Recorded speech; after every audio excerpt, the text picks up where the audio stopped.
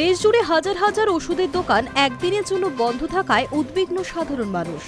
All India organisation of chemist and druggist 20 May অর্থাৎ বুধবার সারা দেশে ধর্মঘটের ঘোষণা করেছে। প্রায় 12.4 লক্ষের বেশি কেমিস্ট, ফার্মাসিস্ট এবং ওষুধ পরিবেশকদের প্রতিনিধিত্ব করা এই সংগঠনের দাবি, ই-ফার্মেসির নিয়মকানুনের ত্রুটি দূর করতেই এই প্রতিবাদ। তবে কেন্দ্রীয় সরকারের আশ্বাস, ধর্মঘট হলেও জনসাধারণকে ওষুধের কোনো ঘাটতির মুখে পড়তে হবে না। AIOCTE জানিয়েছে, ই-ফার্মেসি এবং তাৎক্ষণিক ওষুধ সরবরাহকারী অ্যাপগুলির ক্ষেত্রে স্পষ্ট নিয়ম না থাকায় নানা অনিয়ম হচ্ছে। তাদের অভিযোগ, প্রেসক্রিপশন যাচাইয়ের পদ্ধতি ঠিকভাবে নির্ধারিত নয়, কোন নিয়মে ওষুধ সরবরাহ হবে তা পরিষ্কার নয়, আইন লঙ্ঘন করলে জবাবদিহির কাঠামো নেই।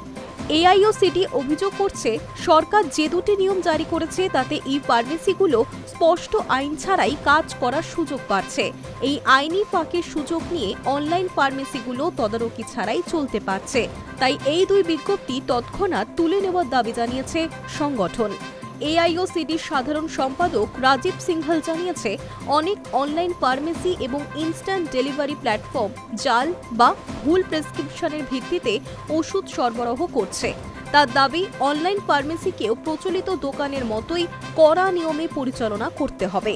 সংগঠনের দাবি, দিল্লিতে প্রায় 15,000 এবং সারা দেশে 7 থেকে 8 লক্ষ খুচরো ওষুধের দোকান ধর্মঘটে অংশ নিতে পারে।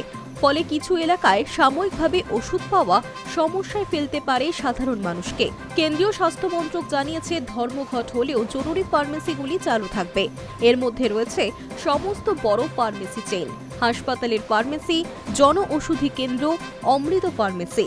এছাড়া বেশ কয়েকটি রাজ্যের কেমিস্ট এবং ড্রাগিস্ট সংগঠন নিজেদেরকে ধর্মঘট থেকে সরিয়ে নিয়েছে। তারা জানিয়েছে, জনস্বার্থে ওষুধের দোকান খোলা রাখা হবে। 20 মে দেশব্যাপী ধর্মঘটকে কেন্দ্র করে আশঙ্কা তৈরি হলেও কেন্দ্র এবং বেশ কয়েকটি রাজ্য সংগঠনের আশ্বাস, ওষুধের যোগান থমকে যাবে না। তবে প্রচলিত অনেক দোকান বন্ধ থাকায় কিছু এলাকায় সাময়িক অসুবিধা হলেও সম্পূর্ণ সংকটের সম্ভাবনা নেই। Hi News network.